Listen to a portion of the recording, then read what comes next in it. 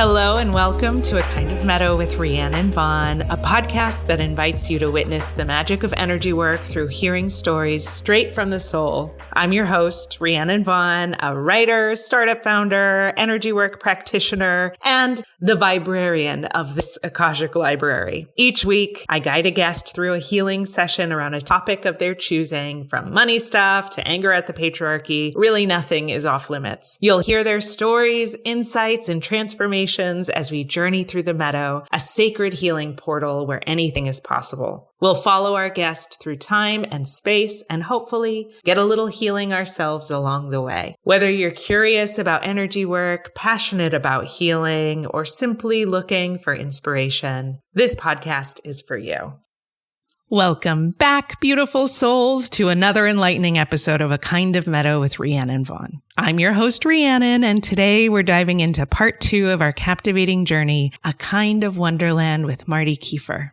But before we begin, I want to remind you all that if you haven't listened to part 1, I highly recommend you do so. It really sets the stage for the healing session we're about to discuss and provides crucial context for today's conversation. You can find it just before this episode in our podcast feed, conveniently named A Kind of Wonderland with Marti Keefer, Part 1. Today, we're honored to have Marti Keefer with us. We met in the most synchronistic of ways, which we get into later in the episode, when I was just a few weeks postpartum, and she was truly like an answer to all of my prayers. She asked if I wanted to start a writer's group with her right there on the playground, and the rest was history. Marti is a writer, model, actor, acting coach, certified life coach, and one of the founders of Sydney Actors Collective. She's the author of the book Children's Answers to Everything, and her play, The Grief Monologues, will be debuting this fall, or shall I say spring for her, in Australia. She's truly a magical human who has such a gift for holding space. I've had the privilege of being coached by her twice, and both times she completely snapped me out of whatever spiral I was in and helped me steer my ship in a more clear direction. She can just tune in and see so clearly what we need in the moment. In our previous episode, Marti received a healing around the death and dying of family members and dealing with toxic people, and I'm so excited to continue this exploration. In this episode, we delve deeper into the themes of dealing with grief, embracing mortality, and integrating all parts of oneself. Marti's insights are both profound and practical, offering us stories and perspectives to enhance our own healing journeys. So, without further ado, let's dive back into this magical conversation with Marti Keefer. Get comfortable, open your heart, and join us as we continue our exploration into A Kind of Wonderland.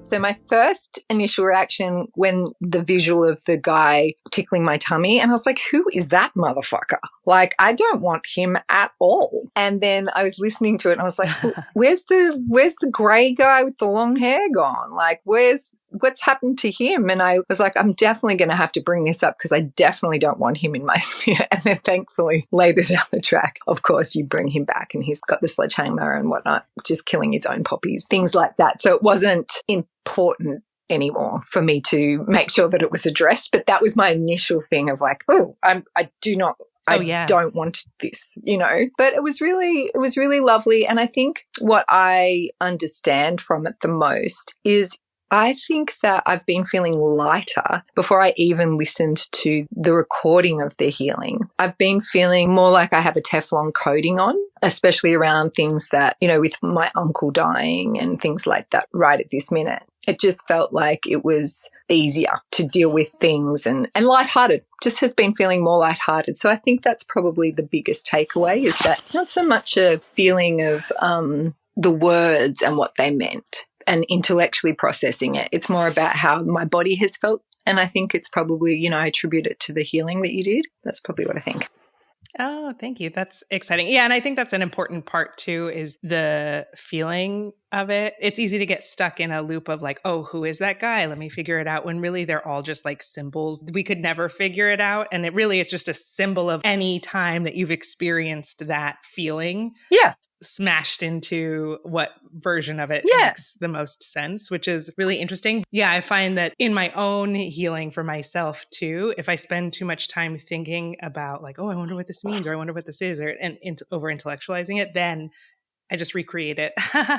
Or, Yeah, I think that's a really good point. And that's what I felt anyway. I remember thinking as I was listening to it that it didn't matter if I was tracking visually with what you were saying, because I've done guided meditations before, and what really mattered at the time, and I'd be so exactly what you were saying, it'd be so in your mind. I'd really be trying to definitely hear, okay, I'm really visualizing what they're saying, and I'm in the forest, or I'm, if it's like an abundance meditation or something like that, it's like, yes, I can really see it and I'm really there, because how there was that whole thing about really make sure you can see it. I think just remembering that it doesn't have to track visually. It was just how it made me feel. Didn't have to spend all this brain energy really trying to make sure that I knew that I was, for instance, in this one, sitting on the mushroom and, anything like that. It was just exactly how it made me feel. And that was a really helpful thing. Oh, wow. Well, and what's interesting, because I don't have a visual mind. Yeah, and right. So when I hear a lot of this abundance work, or, like the key to manifestation is visualizing it first, it's like, oops. Yeah.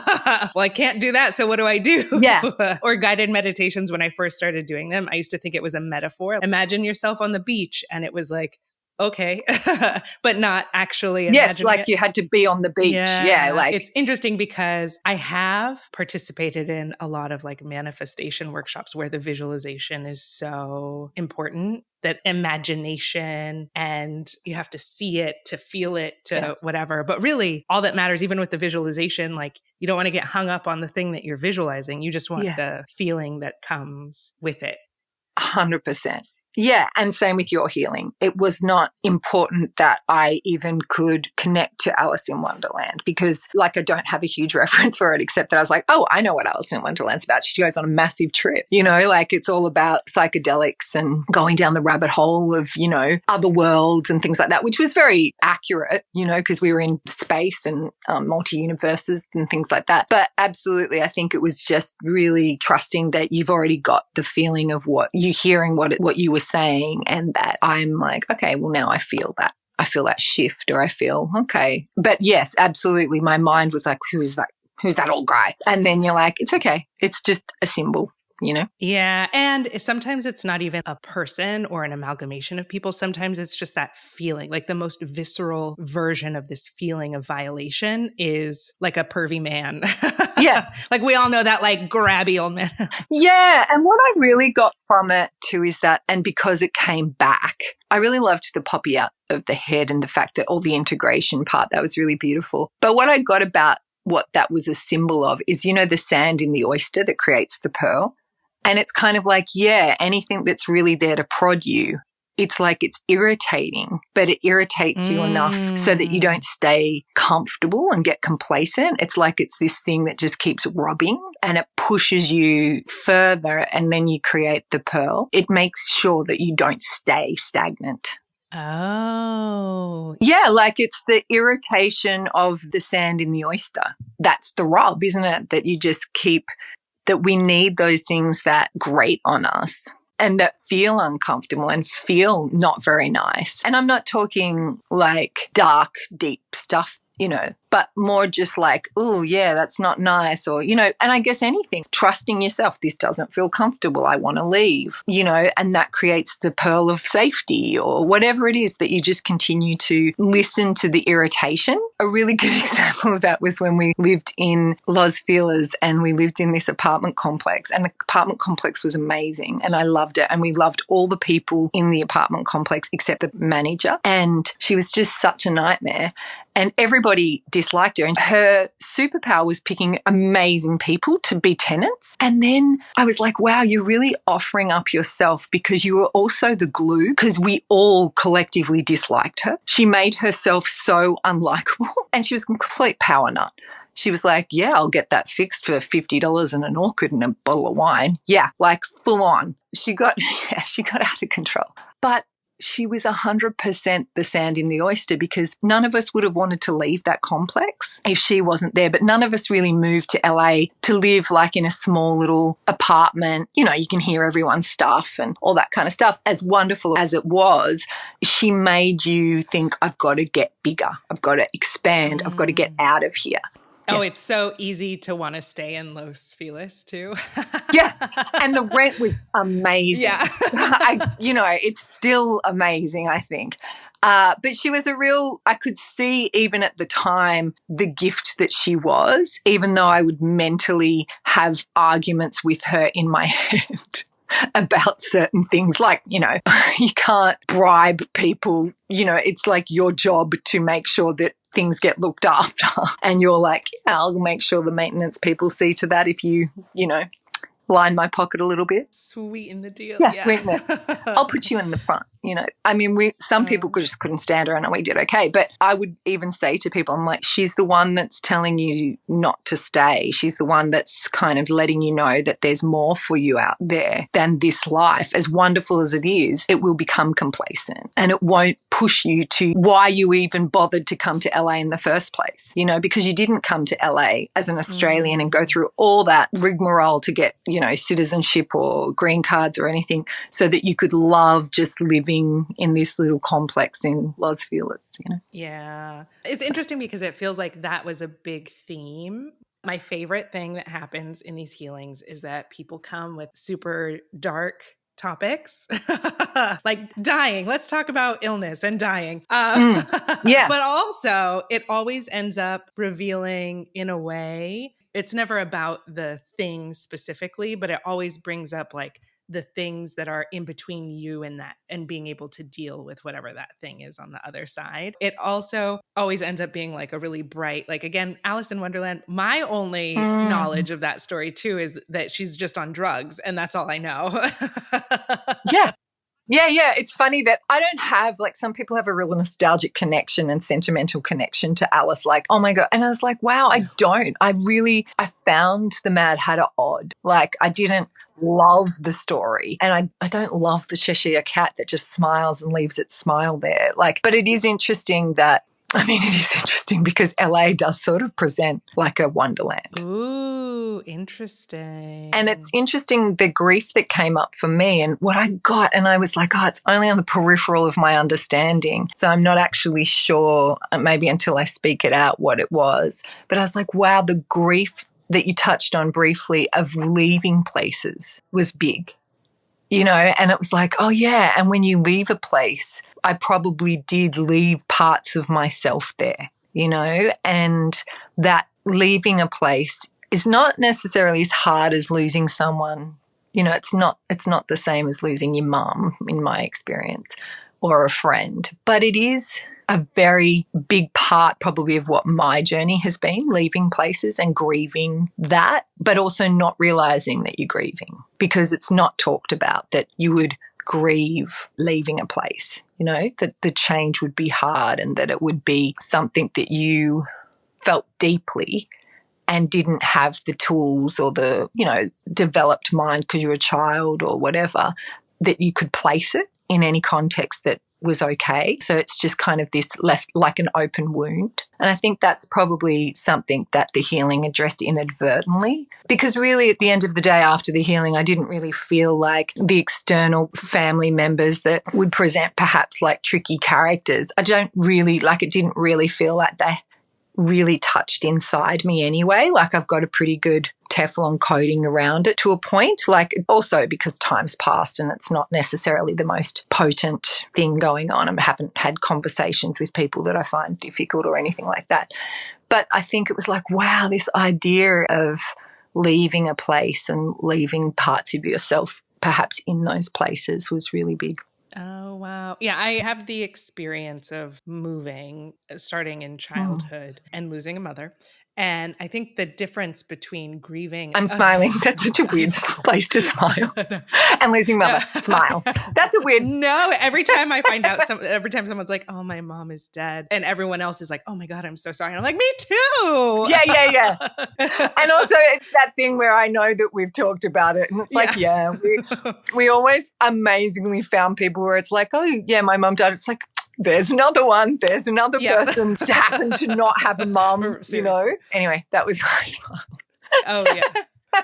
As opposed to, it's a happy occasion. Wow, that healing really worked. When I hear people die, I just smile. Like, oh, my God. I'm super enlightened. They've gone home.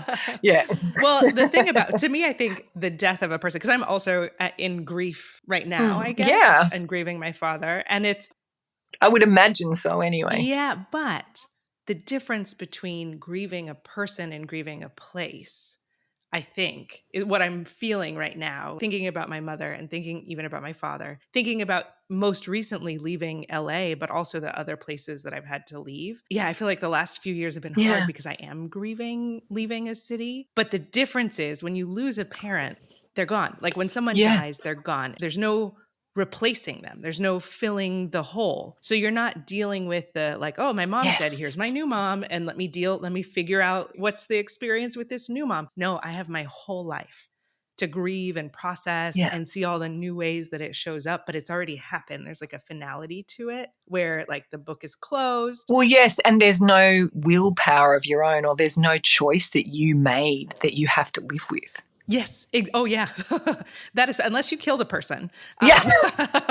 and not to take away from the fact that there's a lot of when you're grieving that, like, what if I had have done that? What if I had have said that? What if I had have, I think, the if only we got to the doctor sooner. So I'm not taking away the fact that there does feel when you're grieving somebody that's died, especially if it's from a disease and it's a long death, there's that real keep you up at night questions that you're like, oh, what if we did this? And I think that's part of grieving that people don't talk about as well, is that there's just these questions, the if only, the what ifs. But eventually, again, you can come back to, well, it didn't happen and the person is dead. So it's almost like that trauma response of trying to play out how it could have come out differently. And that's a trauma response. If you ever hear, I don't know if you ever did this, just to digress, but when the 9/11 towers came down, this is what I really remember, is I kept trying to think of a way that they could have saved themselves. You keep thinking, okay, what if they had have jumped out of the window and they had, they strapped themselves to chairs or,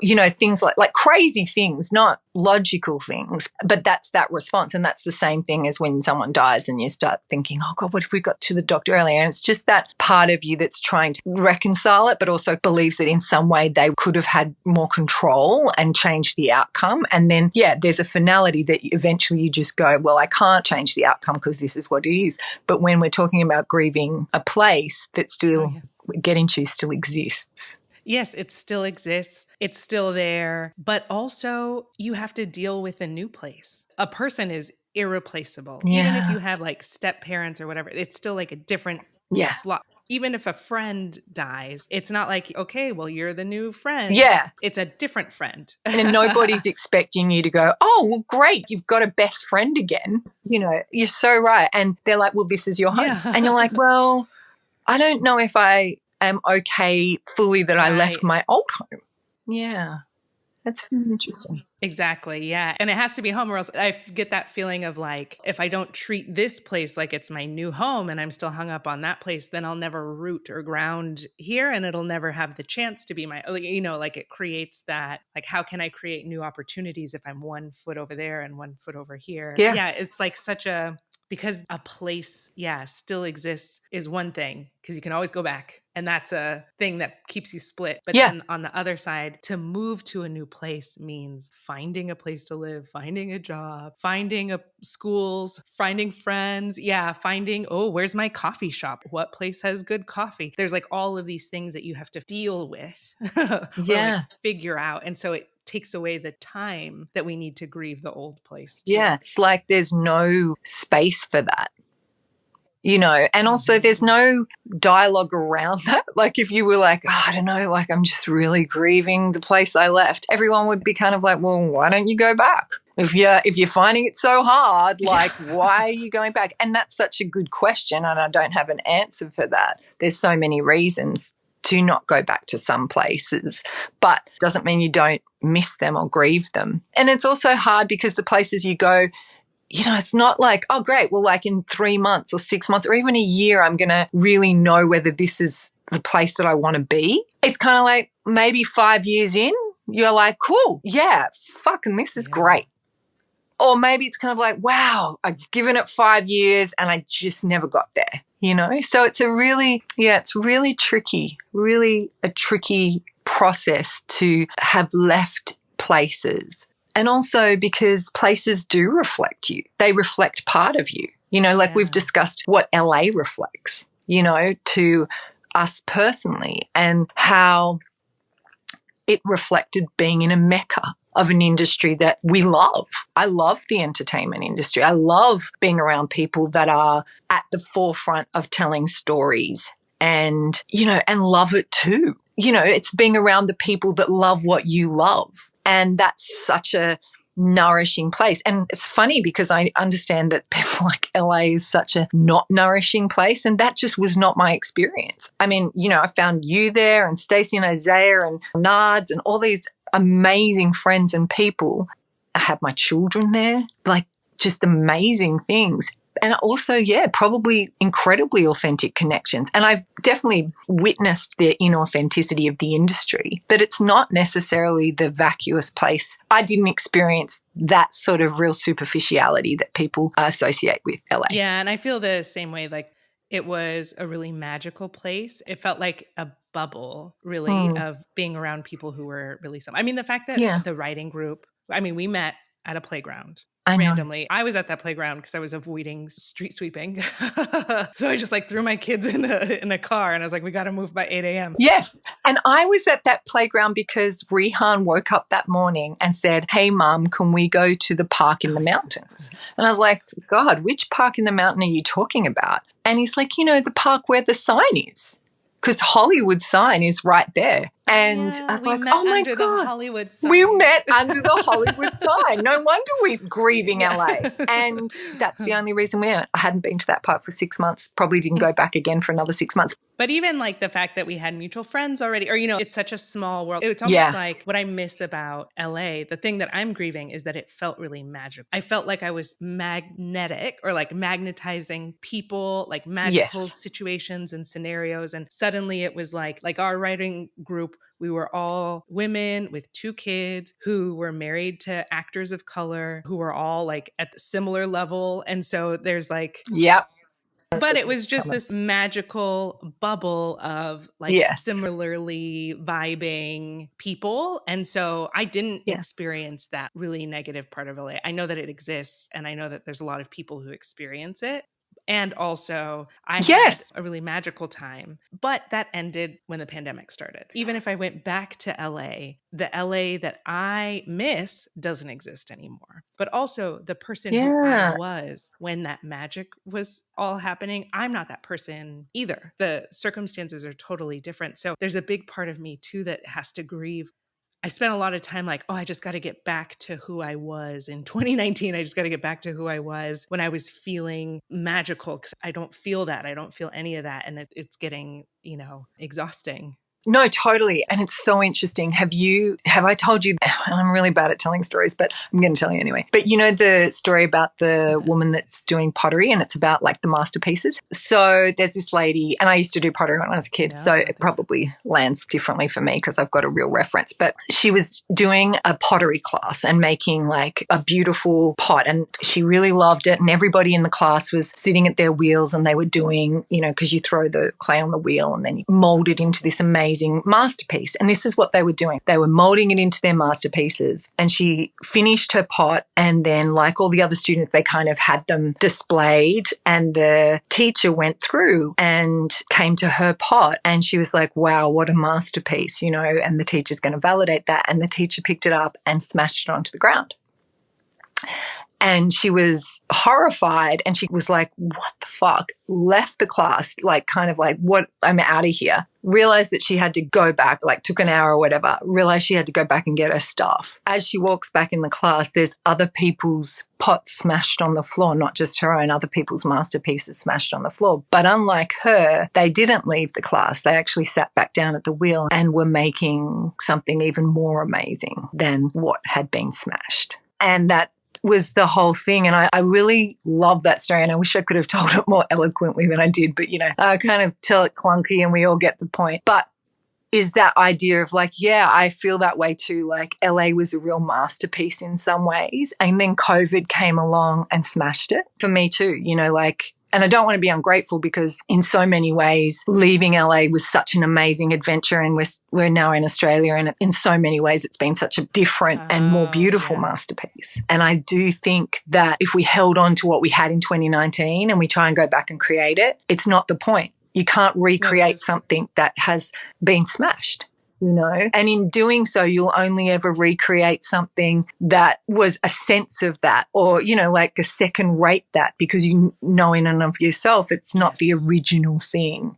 And so you're always chasing something that doesn't exist. Whereas if we embrace what has happened, which is that we have moved and we have these new lives. And it's like, oh, okay, so what is this about? How do we create the new masterpiece? Because that's saying like we, you know, turn to God when our foundations are shaky only to find it is God who is shaking them. And it kind of is that thing of like, yeah, maybe we were meant to be here. And I remember when I moved here and it was really hard. Like I was back in my hometown, which is beautiful. It's an amazing place and I really love it. But I never saw myself living back here, especially not with my husband and children. Like it was just, you know, I'd moved. I'd left when I was 17 after I finished like year 12 in high school and I'd moved to the Big Smoke and that's kind of the trajectory we were on. And then lo and behold, we're back. And it was really hard. I'd moved into, there was nowhere to rent because the rental crisis was here. So I moved into like this little house that I'd bought when I was really young. And I'm really, you know, grateful for the house. But it was never somewhere I saw myself, especially not with my kids because, you know, I just became obsessed with this song. I was like, God, I don't even know. And my husband was like, I fucking hate that song. Like, it's like from a car ad or something. And I was like, really? I don't know. I love it. Like, well, I can't even remember what it is. It's like, I just remember the lyrics that I loved. And it was like, I'd been listening to it for ages, hadn't clocked the lyrics at all. And then I was washing the dishes and probably just feeling like it was pretty tough. And then I would listen to the song and it was like, I believe she won't take me somewhere I'm not supposed to be. And I was like, oh my God, you brought me home, Mum.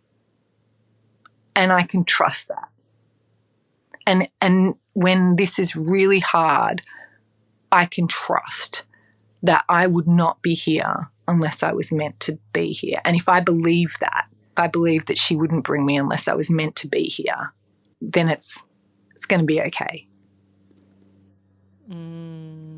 Yeah, that's really beautiful. Yeah. I think something that I'm starting to realize too is that it's not even just LA that's the masterpiece that's being smashed or like the circumstances I was in LA, but it's also who I was in that environment. Like that also got smashed. And so I'm like, oh, I got to pick it back together instead of seeing like, well, who am I in this new place? Yeah. And it's clunky. Like it's not like you just decide and like, here it is. I'm like trying on different things. So it's a growing pains process. But I think that story about trusting that I'm here because I wouldn't be called here if I wasn't meant to be here really brings home this idea that there is no closure. There's no closure. Yeah. Grieving does not bring closure. It only makes way for focusing on the next thing or like getting to, this is something that my guides show me all the time. And I'm like, okay, I get it, but I'm still not doing it.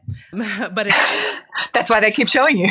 I know. Yeah. But it's this idea that they're like, you need to stop mining your past for the answers and start looking to the stars to navigate towards where you're going. So don't look for who you are. Like, so even this idea of trusting, I would only be brought here because I'm meant to be here. That trust is a thing that's looking forward to the stars. That's not looking back at like, oh, here's the answer. I found it on this date at this time, which I think I have a tendency to do, to try to look back to find a solution before they can move forward. But it's that trust or that faith that it'll unfold. You have to have faith to be able to look forward and not look back, not mind the past. 100%.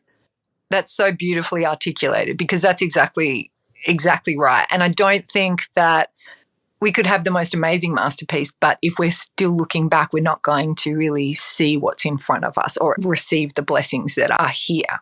Oh my God. And the image of a pottery wheel. Could you imagine doing a pottery, looking at the smashed pieces the whole time and not looking at where your hands are in front of you? Trying to piece it back together, like, what is it? And, you know, all that. Exactly.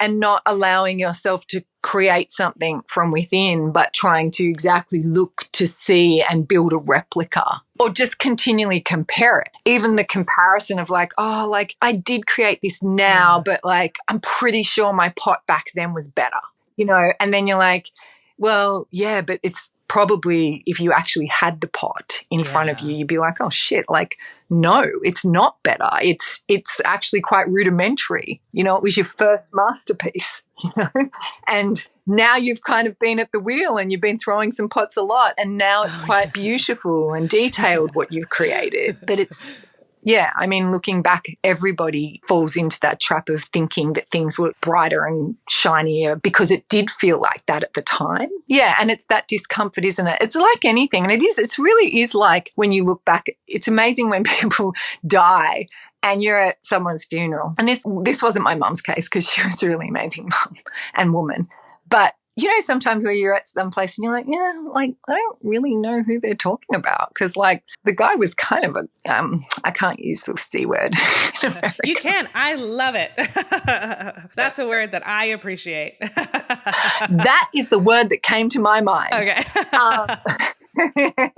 But you know, like, God, like that's really odd, because that's not, like, they're talking about this person like they're a saint, and they really weren't in their life. And the grief makes them hold them up in a way that, and they see things that in their everyday life weren't there or were harder. You know, they were dragged down by the everyday life things. But then when the person's gone and they don't have to deal with their crunchiness, it's kind of like you do remember all the beautiful things. And I'm sure that's the same about a place, you know, like An ex. They were great. And you're like, you meet them and you're like, huh. Yeah. Oh. Is that who you became? And they're probably doing the same to us. Oh. But I even think of meals this way too. Like, oh my God, I had this meal at this restaurant. It was the best thing that I ever, we like memorialize things that are dead, and things die all the time. The moment is dead. Yeah. And I think that's it, isn't it? It's that there really isn't conversation in culture to talk about the living and dying of everything, like people. So we're so unprepared for when people die, because there's nothing in Western culture that really helps to prepare you or has rituals around it that make it feel like they can walk you through these stages that feel really hard. But there's kind of like, look, here's the path, you know, like it's not necessarily going to be your path, but these people have trodden it. Like the Tibetans have a 40-day ritual. I could be wrong. I think it's 40 days. And then there's cultures that wash the body and burn the mattress and things like that. And I don't necessarily wish that that's what I had. Like, I don't need to have burnt a mattress or something. But I just think that the fact that there's even rituals around someone dying means that there's conversation. And it's not this scary, hushed toned, like I can't fucking stand sympathy cards. Like I hate the misty bridges and the muted tones. Like that's not the way grief feels. I mean, sure, maybe when you're numb, but mostly it feels really shitty and raw and hard and scary and lonely and sad and heartbreaking. Like, you know, it's probably better off being something where it's like massively splashes of color, because it's a really alive feeling in some ways. You know, it's such a huge part, and it's such a paradigm shift when someone dies, because you're just so thrown into the biggest emotional roller coaster. When my mum died, I couldn't stop dreaming about tsunamis. I would just be continually dreaming about tsunamis, and I'd wake up and I'd be like, oh my God, we got away from it, or, you know, all that kind of stuff. And it's not hard to draw the parallel, but that's how it really felt for me, like a tsunami of emotion, and that I'd get carried away with it sometimes and engulfed by it, and then it would recede. And so I think that the way grief is depicted, and death even, is such a isolating way most of the time in Western culture. And so things like that are just so vibrant and things like that. People, like even the skeletons with the flowers coming out of them and how colourful they are, and that it's not this scary thing. I used to hold my breath when I went past cemeteries. I don't even know why. It's not like I thought a spirit was going to enter me, because people are like, oh yeah, I did that too because the spirit was going to enter you. And I was like, God, no, that's not what I thought. Like, that was way scarier than what I was thinking. I just like, yuck, you know? But also I think that's part of the reason too that, you know, we don't talk about death and we don't talk about grief, because I think really in Western society, it's just contextualized by true crime and, you know, horror and how scary things can be. And so therefore there's a real grisly element to death often, and the way that we think about it. And often, you know, if things have made it into the news, it's because it's not very nice. Like, it's not like, oh, wow, that person lived such a long, happy life and, you know, they died in their sleep and all these people came to their funeral and celebrated who they were. Like, that's not going to be newsworthy. But a homicide, love it. You know what I mean? Like, bring it on. I think that's part of the reason why in culture there's no conversation that makes us feel really good about it. And not that we're going to feel good about death, but feel like open to talk about it, because it's kind of like, oh yeah, yuck, death. God, if we talk about it, it's going to be contagious. Oh, yeah. Well, also, I mean, we're all going to die. And so the idea of death, when not dealing with illness, when not dealing with death directly, it feels very far away. But when someone close to you is dead or dying, it's like, oh, shoot, who am I? And am I who I want to be? And am I ready for this? And there is no being ready, but what am I doing with myself? Yeah. Yeah. Yeah. What am I doing? And that whole idea of like, what if this is the end? You know, I think definitely you're right. It's not just the grisliness. It's the fact that people dying and talking about death reminds us of our own mortality. And we're not good with that, because there's no conversation around it. You know, we just pretend like it's not going to happen, you know? And I kind of do think like it's interesting, of all the things that we could do, the fact that we die, you know, the point of that, you know, that we're not immortal. Because like, you know, jellyfish are immortal. That's what my 9-year-old son tells me. Yeah, they just go round and round. And you're like, so things exist in nature that don't die or whatever. You know, they have cycles of life. But you're kind of like, yeah, well, I'm pretty sure it's so that we continue to not get complacent, you know, and realize this is it. And I do believe in reincarnation, but, you know, you're not going to come back exactly the same with the same people and with the same opportunities and all those sorts of things. So this is the one precious life, as Mary Oliver says. And it's like, see, there you go again. I'm just like paraphrasing badly. It's something about like, what are you going to do with your one wild precious life? And it's a beautiful question, you know, and I think that's the flip side to death. It really is. Like that question is the same coin as like talking about dying almost. Yeah. Well, and I think this idea that things are precious because time is scarce, because dying creates scarcity of time or whatever, then it creates this preciousness. And so there was this feeling of leaving all of these pieces of you, or these moments of you in these places, like a hiding spot, as a way to protect them from anyone trying to smash the masterpiece almost. But also it's interesting because by leaving it outside, by externalizing these pieces, it also makes it so that, you know, it's like externalizing anything, right? Like money is a symbol that flows through us. But if we externalize our worth based on how much money we're making, then the moment that the money's gone, then so is our worth. Or if we externalize how lovable we are to who I'm dating or how many friends I have or whatever, then if any of that goes away, then it takes away the inside too. If something is precious and scarce, then I need to lock it away in a safe. Or diamonds. Let's think of it as diamonds. Oh, I have all these diamonds. I'm hiding them around. I'm going to lock them away in a safe in these places, so I know that they will last forever. But when it's locked away, you can't wear them. Yeah. Or enjoy them or benefit from them.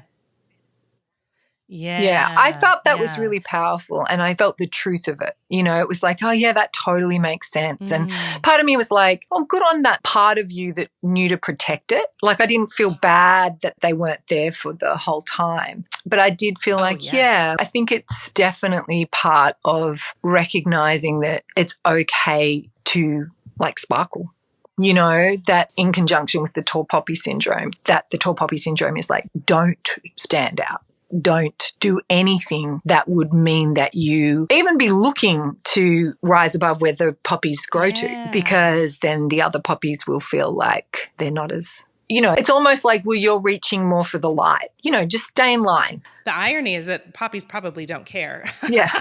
Because they're so busy just doing their own thing. Yeah, exactly. I don't know where the poppy analogy came from. It is a really But I good think that was a really potent image where it was like, oh, they can never really take your poppy out. They're really only ever bludgeoning, smashing their own poppy. And in the attempt of trying to do it to you, they actually can only ever do it to themselves because they're not really, you know, your poppies aren't really available to them. You know, they're inside you. So that's something that was really profound because it was like, yeah, of course, like they can't really cut you down. They can't really make you not sparkle like the diamonds we were talking about or grow higher or, you know, I mean, it's more of an internal journey about like they can't really have access to you fulfilling your desires, heart's desires. All they can do in the attempt is shut down their own desire. Yeah. And with the illusion of like smashing your poppies, I think what it does is it makes us feel like, because this happens to me often, and it's something that I think that the death that, because my father and my grandfather, like when they both like bam, bam, it made me feel very hypochondria through the roof. Yes. And I was like, oh, I'm dying. And the thing that kept coming top of mind was, okay, if I am dying, why am I still choosing not to sparkle? Why am I still like, how I'm showing up is not how I choose every day. And I don't even know what I want because I'm not spending any time even entertaining what I want because I'm so out of practice, because I'm used to hiding it and doing it in the shadows or doing it with people that I trust only and not doing it in a more public, visible way. Or we're so busy shining other people. You know, it's like, don't worry, like I'll shine that side of the diamond so it sparkles, you know, and that's part of it too. And it's not to say that you don't want to do that. That's a beautiful gift that you can help other people bring their sparkle out. But I think as a parent as well, it's kind of like, I really kind of probably need to model that one. Yeah. And so the illness or the death of people brought to the forefront, okay, my own mortality, but also it brought into focus, oh, I don't know what I want, or I'm not living what I want. And I'm still thinking that I have to do all of these things or be all of this type of person to make the world function smoothly as a parent. You know what I mean? Like as a mom, or even of course. Like trying to, I mean, I think about how much time I spent last year in the tech world and like trying to be someone that's investable or someone that's hireable or all of these ways that I have to like all the sparkle and not let my tits out. I just want my tits out all the time. Yeah. I love that. That's what my friend uses, which is probably like really bad, but I love it. Because when Sydney Harbour sparkles, because he lives in Sydney, he's like, she's got her tits out today. Oh, yes. Sydney Harbour's got her tits out. I love it. Yes. And so, but that's the thing that I'm like, oh, I know intellectually I need to live a sparkly life. But I don't know how to do that. I don't know what that means yet because I still have to connect with what is it that I want. But it's only safe to examine that. It's only safe to open the safe where all these diamonds are stored when it doesn't feel like the threat of someone smashing creates instability. But the lesson I think that I'm taking from your healing is this idea that it's just an illusion. Yeah, of course. The only thing that can take me is death. Yeah, 100%. And no one else. Yeah. And even then, you know? Yeah. I'll be back. Yeah. Yeah, exactly. Watch your space. That's so true. And also what I really got from it is that, And I also want to speak to the fact that it's like, even though it's an illusion, as you're growing up, it feels really real. That threat of them smashing it with the intention that they are making, like, to scare you, that this is, to keep you down, to make sure that you don't shine too bright, because it's going to be, it's going to have to make them self-reflect and think, oh, maybe I should do my own thing. And it's just much easier to keep you down than actually ever self-reflect. And that comes from the beginning. Like, I think I told you, when my husband bought her a nice little guitar. She's 6. So she bought a nice little guitar, and on the last day of term, she took it to school and she played it the way that she would. And, she's got no idea how to do chords or anything, but what she lacks in skill, she would make up 100 times with enthusiasm. And ignorance is bliss at 6. So you just think you're the bomb. And I think that was well and truly reflected. Like, people are like, you're a legend, this is amazing, kind of thing. And she's like, yes, this is right, I am. And then 2 weeks they went on their school break. And then the first day back at school, she comes back and she's like, Charlotte really hurt my feelings. And I was like, oh, did she? And she's like, yes. She said that she didn't like my guitar, and can I never bring it to school again? Can I promise never to bring it to school again? Dang. And I thought, wow, we make it up. Like, we kind of think, oh, were people trying to, you second guess yourself with, was there a culture of not perhaps shining? Was there a culture of, don't do something that makes me feel not so bright around you or whatever? And then you're like, oh yeah, it starts when you're 6. Like, good old Charlotte. Yeah. Isn't that fun? And I said to her, oh, wow, I wonder why Charlotte would do that, And she said, well, everybody wanted to come over to me, and Charlotte doesn't have a guitar at home. And I was like, yeah, wow, maybe Charlotte wanted a guitar, like that kind of thing. And you're like, yeah, and, Charlotte's probably a lovely little girl. I was like, yeah, I'm sure she is. But don't come for my daughter. Yeah. Yeah, she might exactly. Be a cunt. It's okay. No. Yeah. When does it start? When does it become like, oh, they're just a child, to just like, actually, they're a fucking cunt. Like, let's just leave it there. Like, is it 12? Is it 15? Is it 20? I'm not sure when it becomes like, is it 40? Like, that it's like, it's okay, you're learning, you're okay, you're just learning, and yeah, it's okay, you're working out jealousy and all the things too. Actually, you're just not a very nice person. I wonder when the age is like flips over. But yeah, I think that it's very real what we experience growing up, that it is very real, that it's like, don't shine. And, it can be very well-meaning people, like, you're going to get your head cut off. Please don't grow too tall, and stay safe and stay small, and, make sure that it's okay for you out there. And the way for it to be okay is that you fit in, And then I think as you get older, and you realize what that costs you, and it's not about us surviving anymore. We're not just trying to survive the schoolyard or home dynamics or whatever it is for people. But it's like, oh, but we're still doing that. We're still trying to make sure that we don't ruffle feathers, and that people don't not like us because, we're trying to outshine them. And so, yeah, I think it was such a beautiful image when you said, oh, the poppies are on their side of the fence, yours is inside. It was such a really great image, because you're like, of course, they're only ever taking you down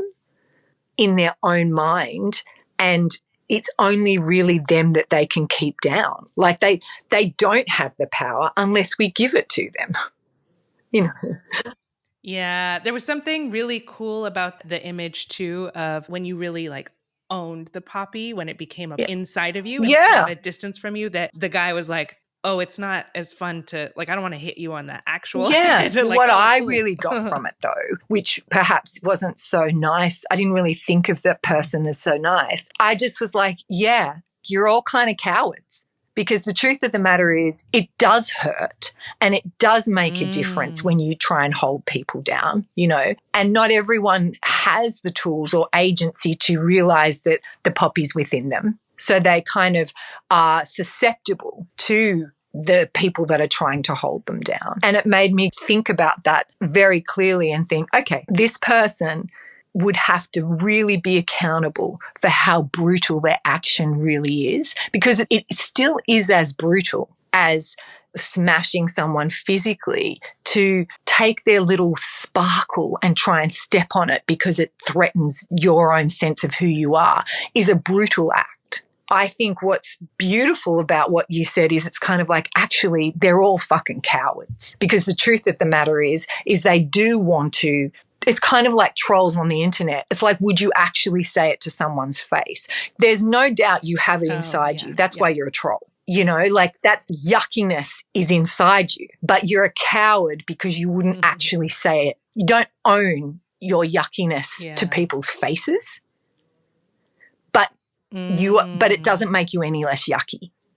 And I don't think that person, even though it was like, oh, I don't want to actually do it. It's kind of like, you don't want to own in yourself that that's exactly what you're doing. Because when it actually comes down to it, you are deliberately trying to hold that person down or smash that person's confidence and all that kind of stuff. And yes, it is because of their own trauma and their own pain, because only hurt people hurt people. You know, that's up to them to now, deal with what they need to deal with so that they don't be that person. But I really, that was my real sense of like, oh, actually, like the reason that person is walking away, and perhaps that's me, that's not necessarily what you gave in the healing. It's kind of like, oh, wow, I'm not that person. I don't want to be that person. And that, Well, I love your interpretation of this, because I think that you're right, that it is like cowardice. And also the only way that we can kind of force people to self-reflect or like take responsibility is when we don't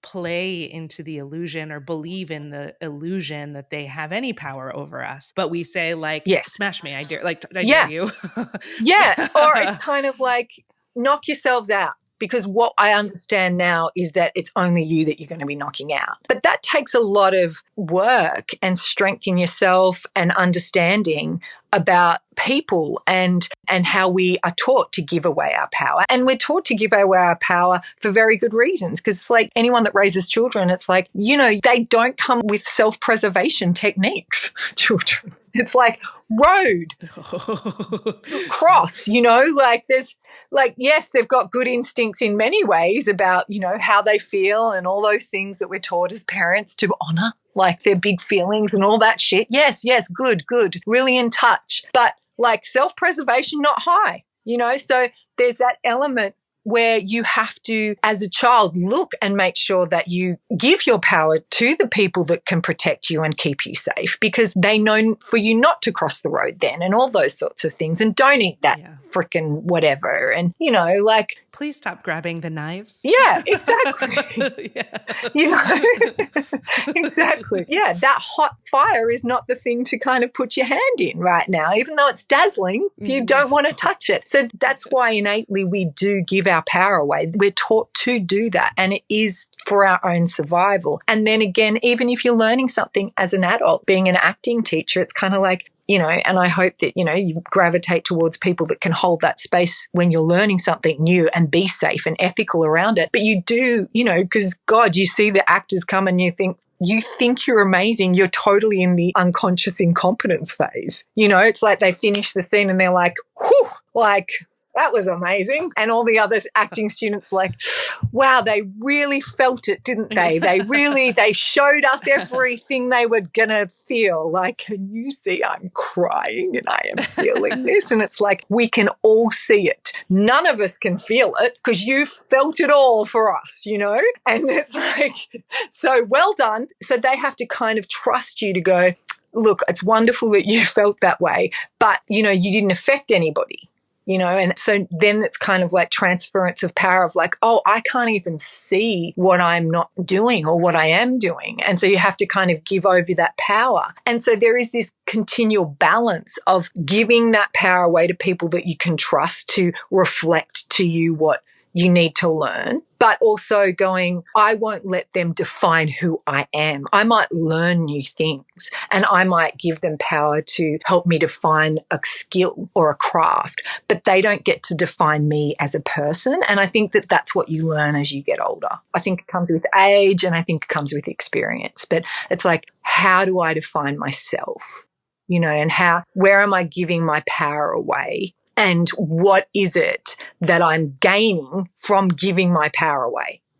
Yeah. Ooh, I almost like the way that you're describing power. Because, I hear a lot of talk, or like the dominant image that I hear about power is that you got to like reclaim your power, empower yourself, keep all your power. And it's this idea of like hoarding power, personal Right. power. Like in sitting on top of a pyramid. Yeah, Yeah. yeah. But this image that you're doing is almost like a game of fishing, and you like throw out a little bit of power with a bait, and then you get to reel something in as a reward for participating in this relationship. Yeah, which is interesting. Yeah, because you're right. We do, our children and us as children have to give away power in the form of trust. Yeah, that's interesting.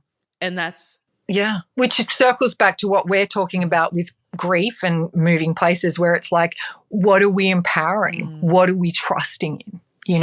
And how much are we allowing ourselves to decide that? Yes, and what defines us? Yes, yeah. Like, did the place define us? Did the relationship am I still a daughter even though my mum? Am I still a daughter to a mother because I'm still a daughter to my dad? But am I still my mother's daughter even though my mother's not here?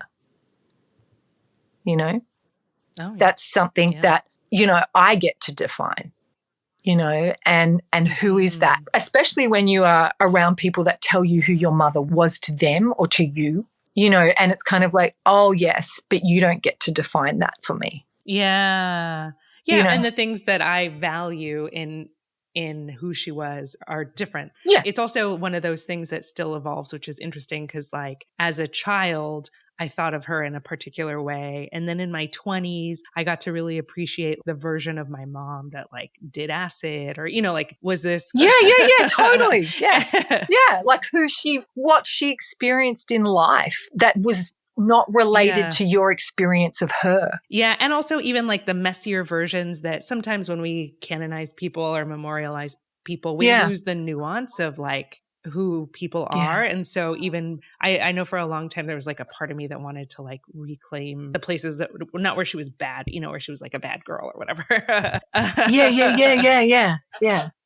And that, I think what it's really interesting is it all is, and I didn't see this coming, it is all definitely about the relationship, and even grief is the relationship that you have to yourself and how you want to define things to yourself, really. Like how you define like the love that you feel, the sadness, the moving on, and not that people move on, because I really like when people say you never get over losing someone but you get through it. And also maybe that's true too of a place. Maybe you never get over the fact that you fucking loved LA in 2019.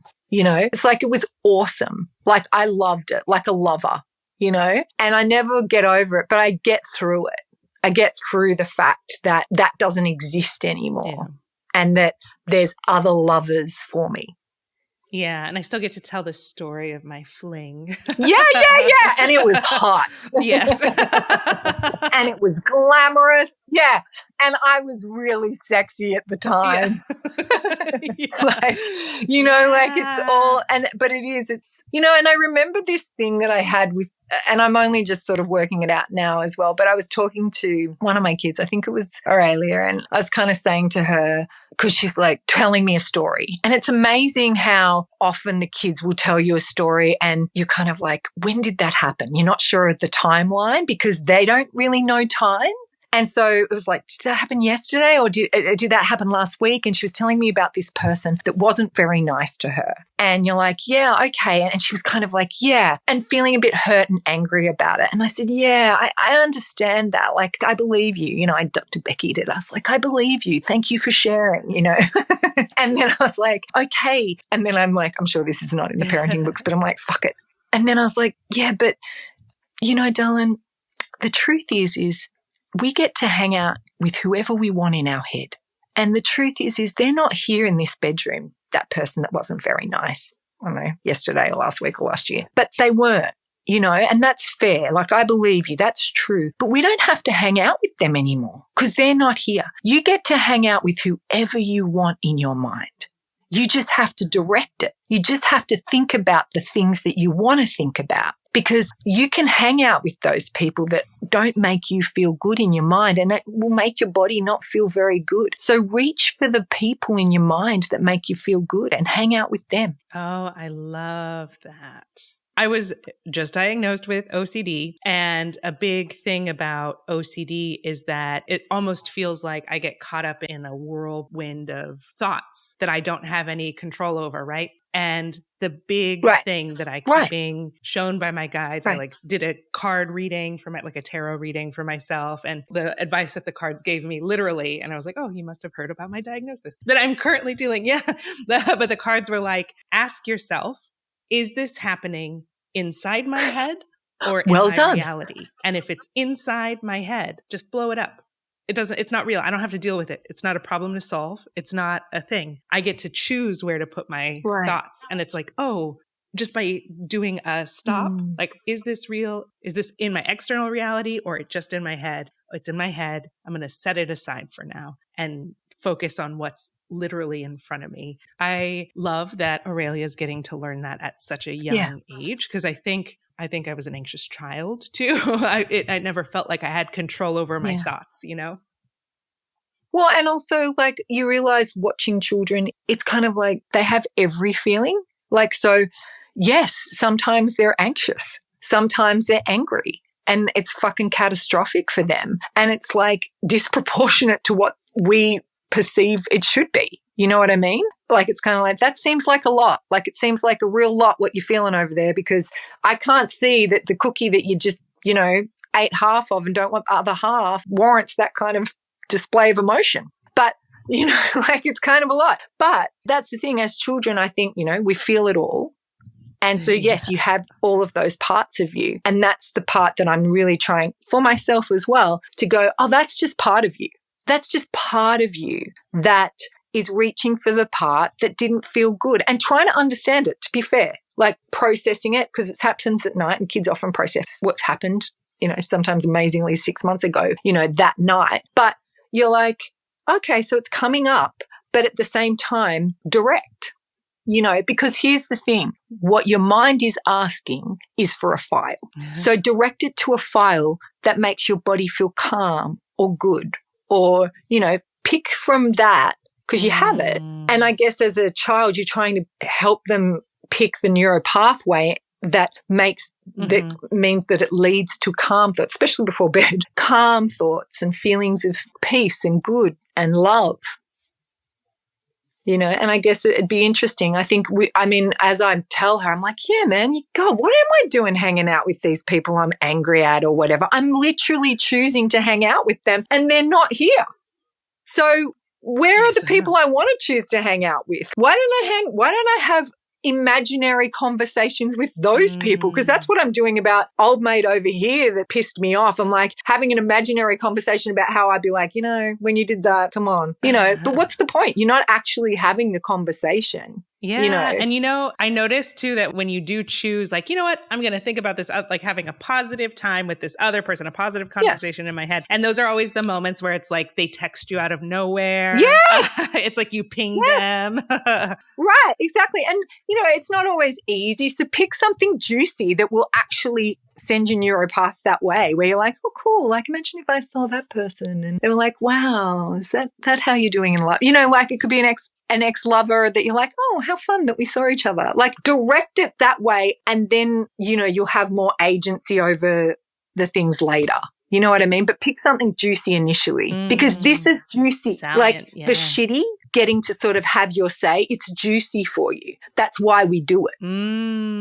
Right? Yes. It gives us something. It gives us a sense of power because we ultimately aren't feeling powerful in that scenario. So we're like playing it over so we get to feel like, yeah, I've had my say. But it doesn't make our bodies feel good. You know, and we're hanging out with assholes. So like, what's the point of that? So then you go, okay, so then you kind of have to send it somewhere juicy first, you know? Like, I don't even care if it's a character in a book. Hang out with them. Hang out with, imagine your hall pass. Right. I don't care. Like, just start with that. And then it makes you then have the ability to observe that you did direct it. you've brought your power back. But sometimes, start with something juicy because, you've got to kind of understand the reason you're being pulled that way to something that doesn't make you feel good is because it has charge. Yeah. Oh, I love this. I'm going to try it. I'm going to have conversations when I catch myself doing this thing. This is going to be great. Yeah, it's interesting. And I think all initially it has to be is that you have agency over it. Yes. That's all. Yeah. That's it. It doesn't have to be a profound conversation. It's just that you are observant of the fact that you have agency over where you spend time in your mind. I love that. And, it felt like, when the poppy came back into your head and he wasn't smashing your poppies, ultimately it felt like the takeaway is that you do have agency. It is your choice whether you let him smash you or not. But we don't know that we have agency. It feels like a prison. It feels like we're a victim. People have ruined the word victim, but yeah. But it feels like I have to participate in this. I've got this role and they've got that role. We have to play this out this way. And it's like, no, ultimately these people, these toxic people show up and treat us this way so that we can reveal to ourselves, or eventually we get to the place where we can reveal to ourselves that I'm Teflon. Like, oh, you can throw the rope at me all you want, but I'm not going to grab it. I'll still sit with you. But I don't need to play. Yeah. You can't engage me. And you certainly don't have agency or power, and I think that that's a really, I think it's a huge part of any, I guess, coming back to ourself, like any sort of real work is it's like, it always ends up being about how can we navigate, have agency, bring the conversation back to our connection to ourself. That's really what it kind of becomes about in any way. And I think it's interesting, and, because we're parents, we're always going to talk about our children and stuff, but it is also one of those things when you have children, you realize, I understand there's parts of me that need to hear that, the small part of me, or, the things that I believed and I gave my power away because of course I did. And just that continual reminding yourself, the poppy grows out of my head. They actually don't have the poppies, and I can see someone with ill intent. I have discernment, and if I let them, they could hurt me. That's true, and I sometimes honestly don't know how to not let them. That's true for people too. They just really don't understand that it's like, actually, I don't have the tools. I don't have the maturity. I don't have the experience to go, actually, this isn't for you to make me experience. Because I guess the thing is too, is I really, in this space of sort of self-empowerment, I also really want to make sure that it's a space of compassion for the parts of ourselves that didn't know how to protect ourselves, that for the parts of people that didn't have that there is never a time where you should blame yourself for not being able to protect yourself. That it's never about that. And even, in the grieving space or anything like that or whatever it is, it's like, if you feel like people are like, oh, you've wallowed or anything, it's like, well, then you probably just didn't have the tools. It's a really making sure that there's always compassion in this space, because this real self-empowerment, not a huge fan of that whole like real gung-ho self-empowerment without the compassionate chat, because otherwise it's like, well, if you're somewhere you don't want to be, then it's only ever your fault. And it's like, sure, I'm one part, but let's have compassion for the parts of ourselves that are learning and growing and changing and have never been taught those things. Anyone that is feeling like maybe they've stuck or anything, or feeling like they are in a stagnant place going round and round and round, it's like, that's okay. Like, it's okay that you're there, because you just haven't got the tool that worked yet. You just haven't heard something in the right context that spoke to you in a way that meant that you could move the needle in a direction that helped you. That's okay. So that's it.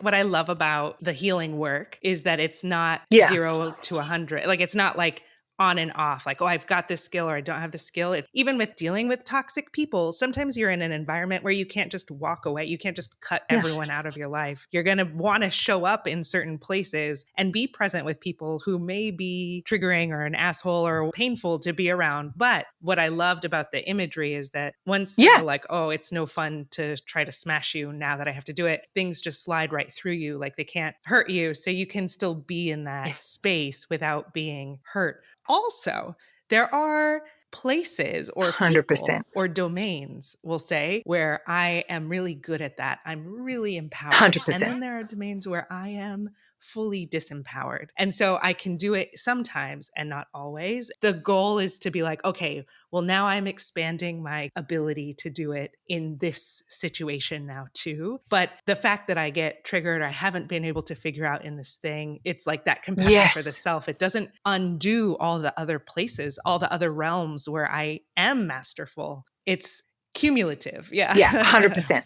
Yeah. And I love that too, because exactly it speaks to the fact that we're not just one thing. We're not just one dense thing. There's many parts of us. So of course, there's going to be parts as you grow and progress, connect more deeply who you are. There's going to be parts where you're like, oh, cool, that kind of got more realized and I understand that part more. And then it's probably because of that realization, it's like that lesson, that keeps coming back. It doesn't have to come back as much anymore because it's been realized. And then the next thing can appear.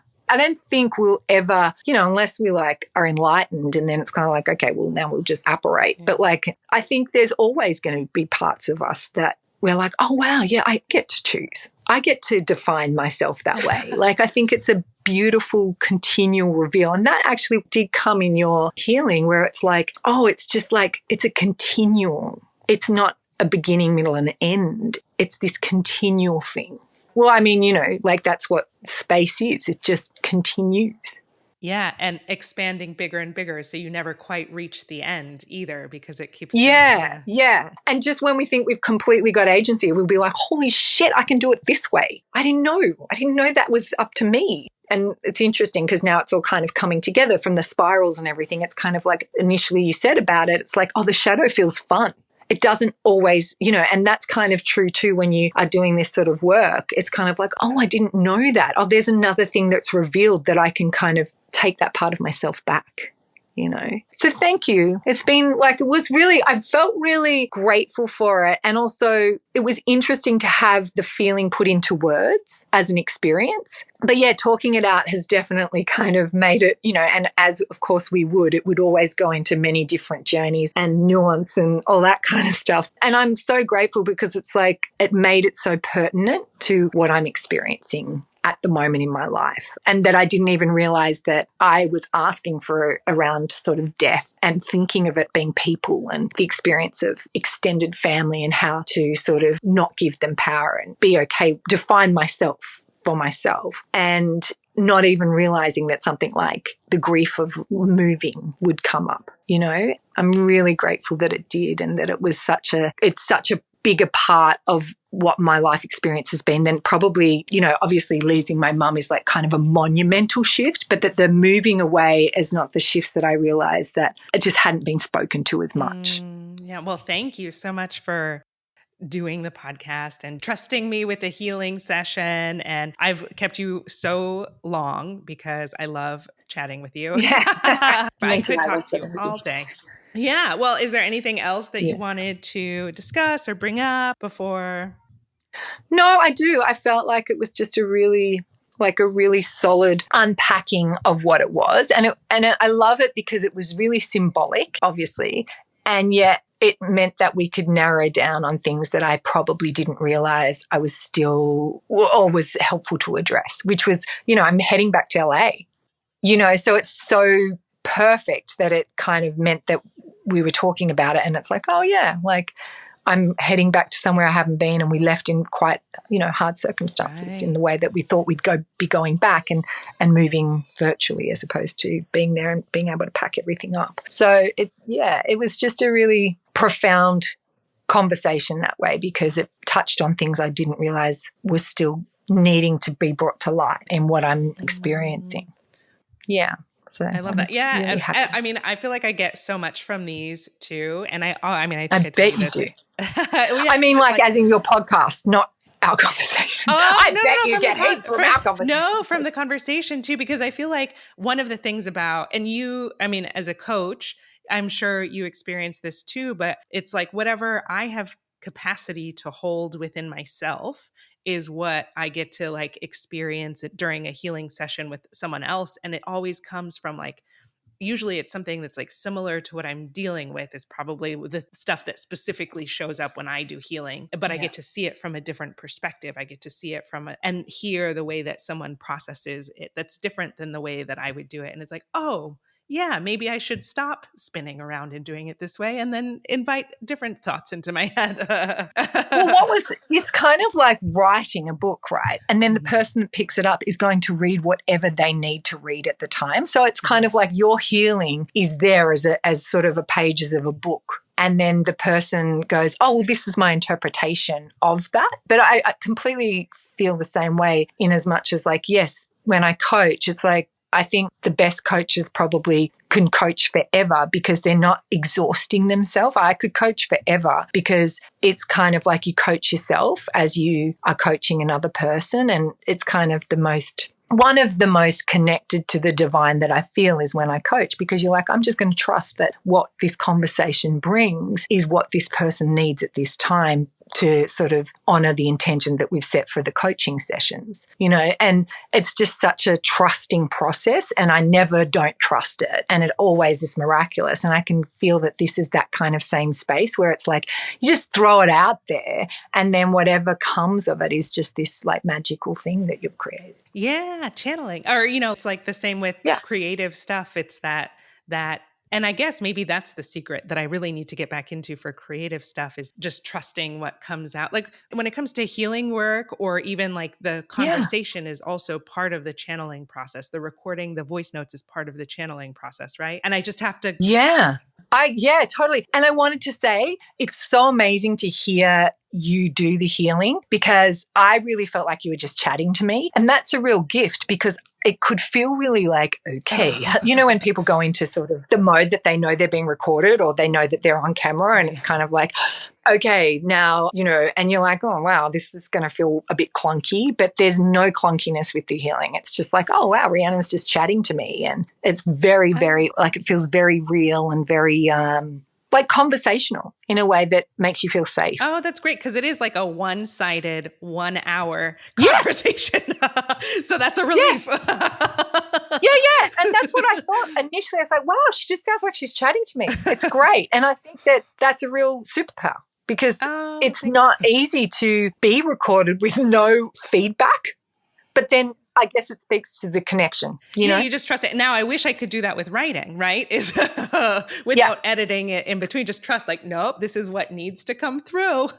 Yeah. And I've thought about this too when I am, because I'm like, man, you're so good at listening when you coach. Just, like, what's the word? Like extempore, which is like you just comes from the moment. It doesn't come from any analytical or calculated way. It's just completely of the moment. And I often think that too when I'm coaching. I'm like, God, it's just like, who even knew this stuff, like not me. And then you're like, yeah, why don't I do that for my own self? When you're like, okay, so what should I do next? And it's like, well, you do have a bat phone to the divine when you're coaching. So maybe just be like, hey, Marti's going to the next step. What is it? And just trust that, or whatever the conversation is that gives me the direct connection that it feels like I have when I coach. It's, and I do think that's part of it. I do think that it's training me to listen to myself every time I do it. It's like, oh, now just shift it over, just transfer it to the other parts where you aren't so good at listening. There's this channel that I love, Daryl Anka, who channels Bashar, who's an alien. I think I told you about my new favorite alien. Yes. Well, Daryl. I love it. Yeah, Daryl talks about how for channeling, whenever people are like, I want to channel, or I want to channel these ideas, he says that when you're just channeling like you and the divine, or you and whatever you're channeling, it's not grounding into anything and you can really get in the way. But if you have a person asking you questions, then you act as the grounding rod for this divine information and it comes through you. So it's almost like you need another person outside of you so the information can pass through you. But if it's just you one-on-one, it's missing that extra. It can't just pass through you because you're the translator. Yeah, you're like the translator and the processor and it's all. It doesn't ground. Yeah. And that's how it feels. It's probably coming in, but it's just like, I'm not the grounding force. So that's interesting. I like thinking about it that way. Okay, I will do something with that information. I will, because then you can kind of be like, listen, just sit there and ask me questions, pretending you're me. Yeah. Okay, well, thank you, Marti. This has been so great. So great. And thank you. Thank you so much for this experience.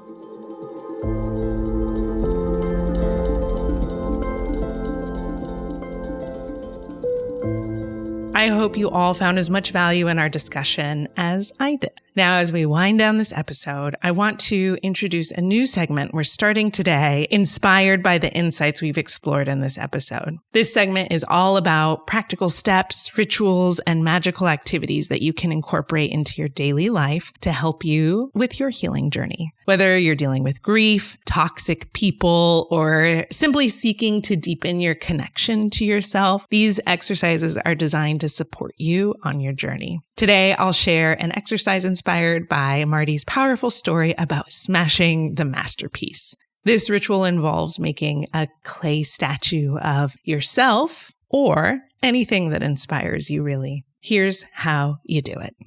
First, get some clay and find a comfortable space where you can really let your creativity flow. Start molding the clay and don't worry about perfection. Just have fun with it. Play with the shapes, textures, details. Enjoy the process and let your hands express what's inside you. When you finish your sculpture, take a moment to admire your work. You might even want to take a photo to capture this creation and remember where you started. Now make sure you let it dry and we can come back to the next step when it's good and ready. Now comes the fun part. Once you're ready, smash the statue. Really go for it. The act of smashing can be incredibly liberating and cathartic. Really let out any feelings that come up in this process. And then be sure to clean up any mess. Trust me, your future self will thank you. If you don't want to use clay, you can simply draw or write down a list of attributes that you love about the person you are today, and then burn that drawing or list when you're done. Now, after smashing or burning, take a breath and gather your materials and sit down and make another one. This time, learn from your previous sculpture. Maybe try a different shape or style. Maybe there was a detail that you noticed, like, oh, now that I see it, I wish I could have done it a little bit differently. This is your opportunity to do that. Notice how your approach changes with each attempt. It's a wonderful way to really see your growth and resilience in action. Smashing our masterpieces isn't about destroying our hard work. It's about freeing ourselves to create new masterpieces over and over again. Every time we create and then let go, we get better. But holding on to that one perfect creation can stop us from moving forward or trying again. When we compare our masterpieces, we limit our ability to create something new. This exercise is about embracing the joy of creation and, more importantly, the freedom of letting go. This story has been coming up a lot lately. And when that happens, I'm usually like, oh, maybe I should pay attention. And that's a story that I believe is from the book Blink by Malcolm Gladwell about this photography professor who, on the first day of class, he split his class into two groups. And the grades were going to be based on either quantity. So your grade was based on how many pictures you could take in the semester. And then another group was based on, their grade was going to be based on quality, and you had to take one amazing photo. And then at the end of the class, he kind of ranked the best photos in the class. And what happened was that the quantity group ended up having more masterpieces, if you will, than the quality group. It's almost like trying to take the one great photo limited people's ability to fail or make mistakes and learn from those mistakes, where the quantity group, they were so focused on taking so many photos that they just naturally got better. They weren't so concerned about holding on to the one photo. Oh, this is a good one. Let me just stay with this one or whatever. They kept growing. And so this story really shows that the process of continuous creation leads to improvement and excellence. So keep moving forward. Keep smashing those masterpieces. And yes, take time to grieve. It's not easy to smash a masterpiece. It's not easy to leave a place behind or to leave a version of us that we think is really great, right? So take the time to grieve and then see what's next. Let your next creation be the entire focus of your energy. Let it surprise you. I hope you find some release and renewal from this episode and that it opens the door to endless creativity and growth as you journey forward on your path. Thank you so much for listening, and I'll see you next time on A Kind of Meadow with Rhiannon Vaughn. If you're ready to embark on your own healing journey, I'd love to work with you. You can schedule your personal session at rhiannonvaughn.com/healing. For those who prefer a solo adventure, dive into the Writing with Spirit Oracle deck, an online oracle deck inspired by the hero's journey. Get personalized guidance for just $3 a month at oracledeck.guru. And don't forget to use code WILDFLOWER for 10% off. Let's start this magical journey together.